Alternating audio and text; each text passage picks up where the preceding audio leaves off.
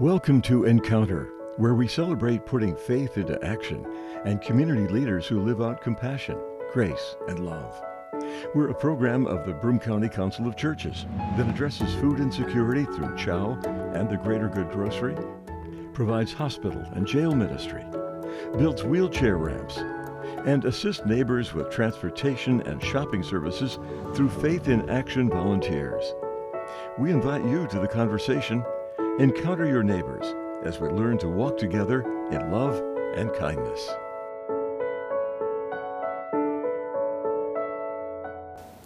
Good morning and welcome to this week's edition of Encounter. I'm Jeff Kellam, Parish Associate at the Union Presbyterian Church in Endicott. And obviously, we're not in the studio today. This is my own production space. This is where I record a radio program each week called Classic Vinyl Jazz.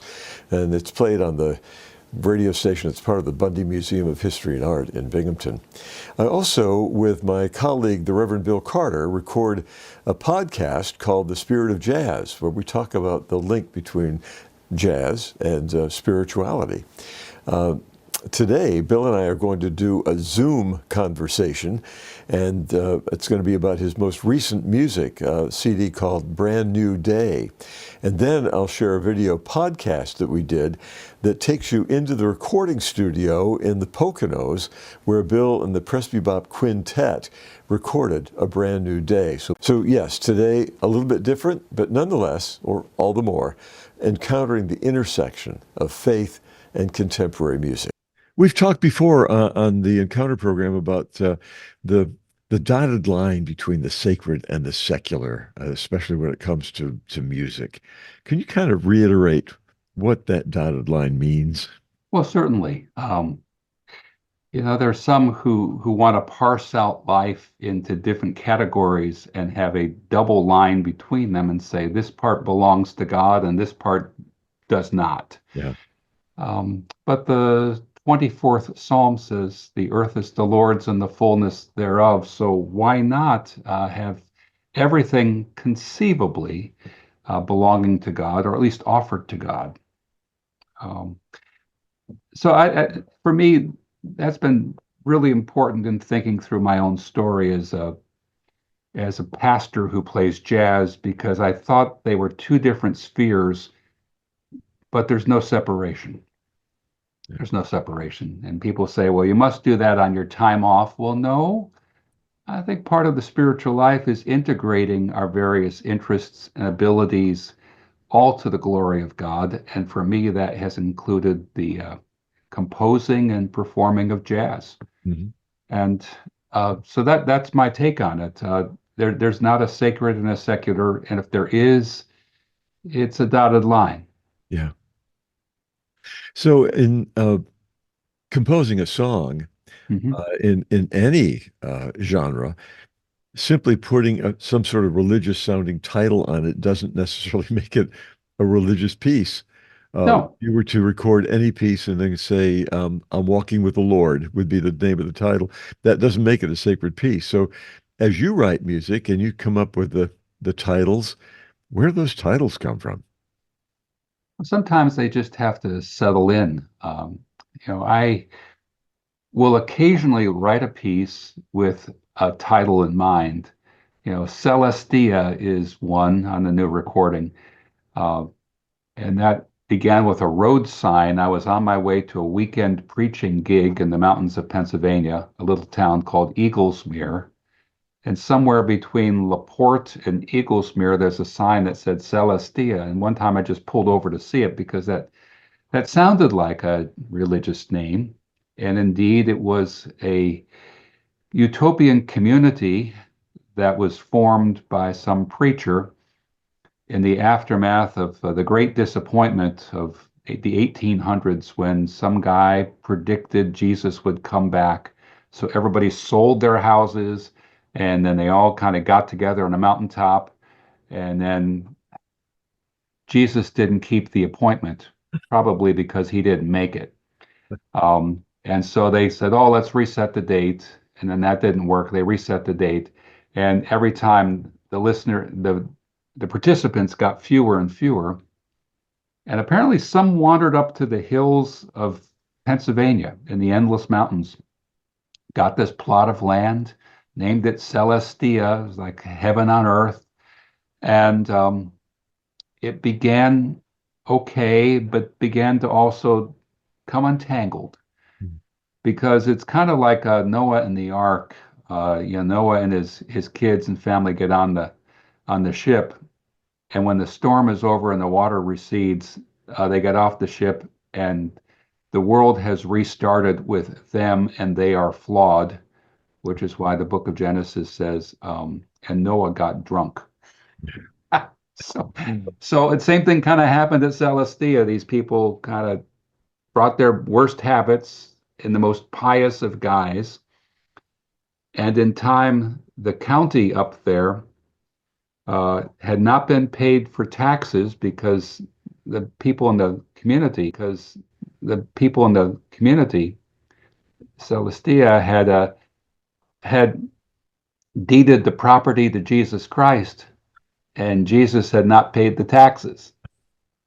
And so the county called it in, and the whole thing, once and for all, kind of fell apart. So I thought, let's start with this beautiful sounding piece that then at the end comes unraveled.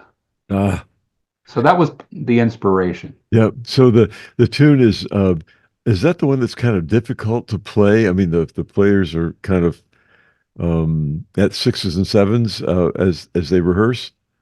No, it was more. I had to convince them that the beginning of the tune is pretty, and it's okay to goof it up and play some things at the end. They could have gotten a little fiercer than they actually did. Right. Well, in Um, a live performance, that might actually happen. right, that's right. Yeah. So, and there's another wonderful song that uses the Orthodox view of grief. Ah, ha, ha. Well, it's not grief, but joy. Oh, okay. And for me, it's an expression of grief. So the phrase is bright sorrow. And Orthodox theologians have spoken of that as the true character of joy. Mhm. And in doing that, they distinguish joy from happiness. Happiness is situational. Something happens, the sun comes out, the flowers come up, Yeah. your kids call you on a Sunday night, you're happy. Joy is what gets you through. It's really the engine that drives the car, Mhm. even when life is difficult or painful. So I knew I wanted to write an elegy to uh, to honor Al Hom, my college professor, my bandmate, my dear friend who passed a couple of years ago. And so I had this piece kind of cooking for a while. I couldn't quite figure out the form, but I knew the title. It would Yeah. be Bright Sorrow. And it kind of alternates between kind of a lament and some resolution, but it never totally gives into the resolution and never abandons the lament. So I just wanted to create something that was beautiful in this kind of unusual way. Yeah. Yeah. Well, I know it's difficult. It's like saying which of your kids is your favorite, but of the songs on the new CD, what do you enjoy playing the most? I think my favorite, really, if I have to pick a favorite child, is the one that is the hardest to play, and that's the last one on the album. It's called Ahead of the Curve. Ahead of the Curve. Um, the tune has been lingering around since I think in my sketchbook I wrote it down in 2009, but it just never really seemed to be fully baked from the oven. Mhm. And then I began to work on it last winter, or actually last fall, and in the winter it came together. Gave it to the guys. They said, "Well, this section after the solos, this is pretty challenging." I said, "Yep, and you're up for it." So ahead of the curve. It's in 6/8. A lot of my recordings have almost a jig on them. It's, one of the guys said, "Oh, this is the Celtic tune." I said, "Well, kind of." Yeah. Yeah. Right. Right. You were at the Firehouse stage to debut the music of the album several weeks ago, and the place was sold out, and a wonderful reception from folks. There's quite a fan base here in the Binghamton area, and so congratulations on that. And selling Well, out thank the you. house. Yeah, my high school music teacher was there, John Harper of Owego, New York. Wonderful. He That's kind of looked at me and just shook his head. right, right. Well, thank you for helping us have an intro. Now we're going to look at a documentary called "The Making of This Album," which is a brand new day, and so thank you for helping provide the prologue for that. So, Well, and thank you for telling the story of the making of the album and doing it so well. well, that certainly was a pleasure to work on. I did before. The Spirit of Jazz podcast, where music dances with mystery, with your hosts, Bill Carter and Jeff Kellam.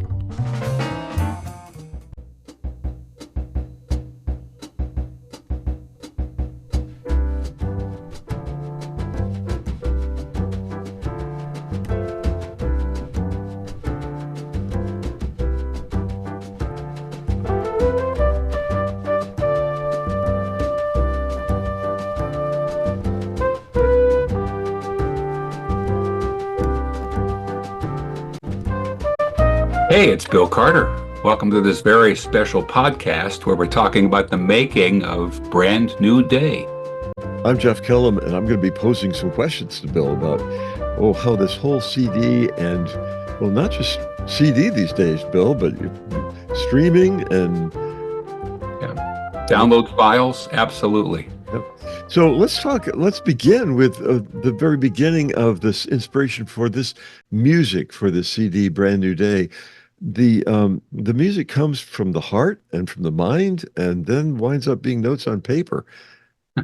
Describe that process quickly. Oh, it's notes on paper to become notes in the air. Yes. Well, it's a long process for me. Some tunes come rather quickly, and some come in a burst, and then they need to perk for a while. So let's take kind of the central tune of this, Eighth Day. It began actually as Seventh Day in 2000, I think was the year. It was an improvisation to kind of set up another tune on our Dancing Day album. And I thought, let's go revisit that and take it forward. So I came up with 7 notes and then thought, what comes next? So, and the notes look like this. And then after a while, I flesh it out and begin to think, what else might go with it? And so I come up with a basic accompaniment. And then after that, I need to chart out the arrangement. So I'll take a big piece of manuscript paper and I'll kind of do this, where I kind of figure out from beginning to end, how is it going to go? And then from there, I begin to put it on the computer, orchestrate it, figure out which horn gets what line, what counter lines need to come from the bass or the drum rhythms. And it develops for a while. This is Eighth Day. There's that 7-bar phrase. The fun always happens on the 8th day of creation. This is all in your imagination because you don't play saxophone, you don't play the drums. Maybe you've tried, but so you're hearing this in your mind and imagining what these instruments would sound like. Well, that's right. And it helps to play regularly with musicians because I get to know a little bit about their personalities, the range that their notes will sound best in, and try to think, in terms of the putting together of the different layers of instruments, who plays what, when, and all of that. So that's the process. Do with your toe, 1616. Like, no, mine is a letter D, right? I would imagine so.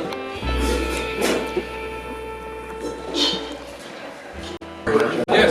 Tell me what's happening. We're going to start with the downbeat. We're going to start with 420 Years, which is a gentle jazz tune, and I think it's going to be easy as a preliminary piece to get us going.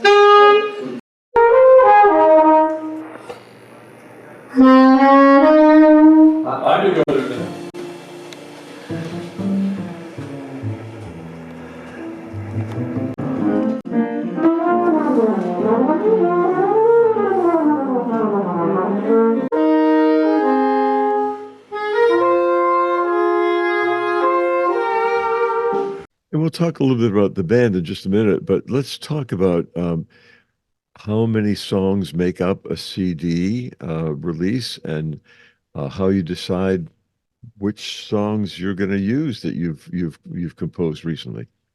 Well, it's always work in progress in terms of which songs. I try to have a kind of enough of a collection, and I figure our performances are about 6 minutes long, and I wouldn't want to listen to an album longer than an hour, and even then, maybe less. So that's about 10 tunes. I had 9 ready, and then a 10th, I thought a couple days before the session, let me try to add that. And then you have to think through the sequence, what comes when. And it's provisional in that you might have some initial ideas, but it's going to take the actual production of the album to begin to think through the sequence. You think of the album as a journey, as a narrative journey. It's a story. It starts somewhere, it goes somewhere else, and how do you proceed through? And I learned this from the great late Al Ham in terms of how to put together a set of music. You don't do like 10 fast songs in a row. Mm-hmm. You've got to pace them, put them in different keys, different rhythmic backgrounds, different moods, and that's how it proceeds. Let's talk about the band. You've been playing, you mentioned that you've played with these guys before, so you know kind of what to expect from their instruments. Tell us about the band members. Well, it's a wonderful group. We travel as a quintet when we're able, quartet if we must. Tony Marino has been with us the longest. He is an outstanding bass player, virtuoso. Just an excellent person to be around, positive, fun, kind of quiet and reflective. Ron Vincent joined us in 2004, and he has a great track record as a musician, as a drummer in the New York kind of group of musicians. He's a pip. He's got a great attitude. He's wonderful to travel with. Reads real well, has kind of a strong personality, which affects our music in positive ways. What's it like working with these guys? It's great. Bunch of nice people. They like to laugh. And they're all good musicians. That makes sense. You know? And what about the music? The music's great. Bill always writes great, interesting stuff, very different. Yeah. Really enjoyable. I think I've been playing with them for 20 years now. Man. Usually I get fired after the first gig. Bill's been keeping me around. Mike Carbone, I've known the longest. Well, we first met in 1978, an all-state jazz ensemble in Syracuse. He's a couple years older than me. He was in college at the time. I was a senior in high school. And he showed up in Binghamton University some years later when I was finishing up as a student, and we've kept in touch ever since.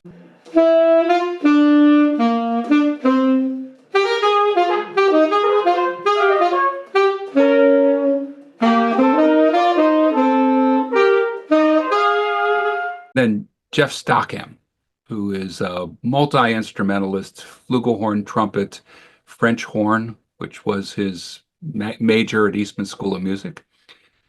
He's just sassy. He comes with both a mellow heart, but kind of a sense of like, I'm going to get in your face when I need to. And intensely creative guy. Yeah. So these guys, you were able to get them together on a particular date to go into the studio. That must have been kind of a scheduling issue. It always is. The trick is to book it long enough in advance. And for us, I think I set up the date probably in August. And we recorded on the 3rd of January, single day. We had kept January 6th also open in case we needed it. That's because the weather in our part of the world is unpredictable. Yeah.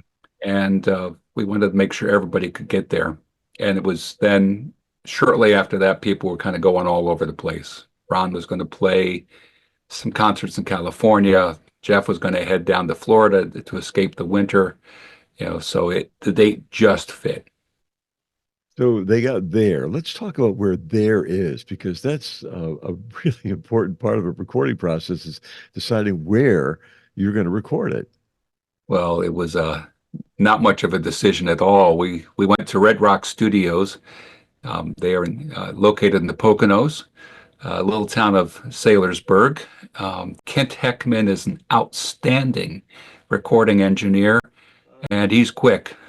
Tony had warned me about that first time we worked with him about 13 years ago. He said, wow, watch this. And we put down our album, which was at that point Interior Window. We laid down all the tunes. I said to him as we're binding up, now, when do I need to come back and we'll mix and master? He said, oh, I was doing that on the way. And he hands me a finished disc. Blew me away. Yep, yep. So he's a master of the electronics, but he also has an ear for the music. So he is. And he has recorded a lot of the greats. He recorded Phil Woods and his various ensembles. He's done Nellie McKay, who is kind of a novelty singer who plays with a lot of the jazz cats.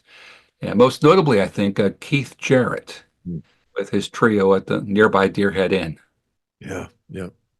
So that made for a fairly comfortable day because you know who's in the booth, you know the musicians, and the process went really quickly. How many takes did you do of each of the tracks?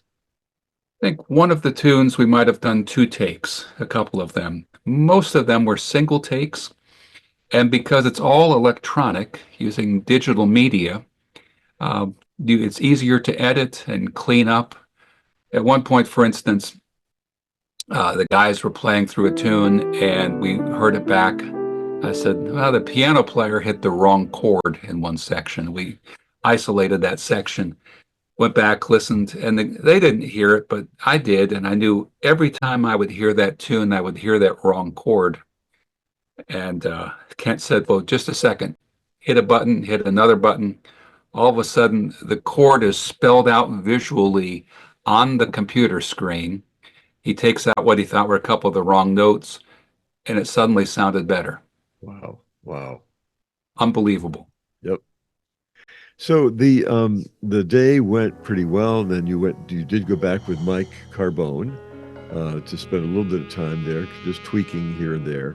Mm-hmm. Then when Kent hands you the kind of master disc, you send it off, and well, kind of. He hands me a disc and it's mastered, but he waits to what I say, if it's ready to go. And then he goes back to the computer, hits a couple of buttons, and literally emails all the tracks to Disc Makers, which is the manufacturer. Which, again, blows my mind. It's no longer FedEx. It's just a good email connection. Yep. And how long did it take then for the process to bring a box to your door? Well, the box just showed up. And it was 5 weeks to the day from when we first recorded the album. Wow. Well, and it's not only available on CD, but what are the other ways, Well, the best portal is our website, presbybop.com, presbybop.com. That'll take you to either you can purchase it from our website, you can purchase it from Bandcamp, bandcamp.presbybop.com, and you can also get it as a download both from our website or from Bandcamp.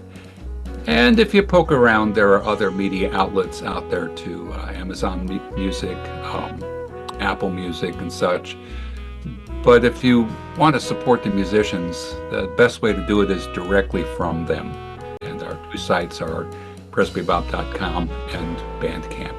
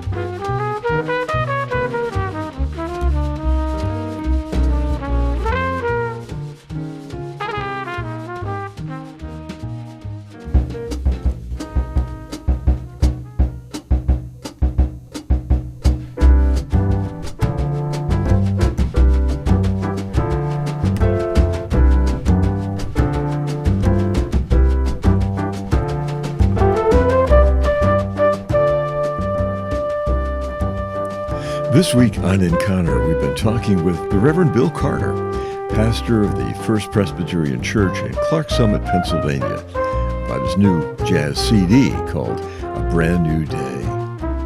For more information about the Reverend Bill Carter and Presbybop music, check out the Presbybop Jazz website at www.presbybop.com. That's PRESBYBOP.com. And to hear the Spirit of Jazz podcast Bill and I co-host, we can find all the episodes there at presbybop.com, or as they say, wherever podcasts are found. Oh, and Bill Carter's latest book is worth a look too. It's called Thriving on a Riff, Jazz and the Spiritual Life. If all this conversation about jazz and religious expression remains a mystery to you, the book will be very helpful. Again, it's titled Thriving on a Riff, Jazz and the Spiritual Life. The tune you're listening to, by the way, is called On a Summer's Day from Bill's new CD, Flute Solos by Mike Carbone. Thanks for joining us for this week's Encounter program, produced in cooperation with the Broome County Council of Churches, with thanks to WBNG-TV and to the Town Square Media radio stations who carry the audio portion of our program each week. Until next week, this is Jeff Kellam, Parish Associate at Endicott's Union Presbyterian Church, inviting you to always summon up the patience and the courage to be gentle with people and with yourself.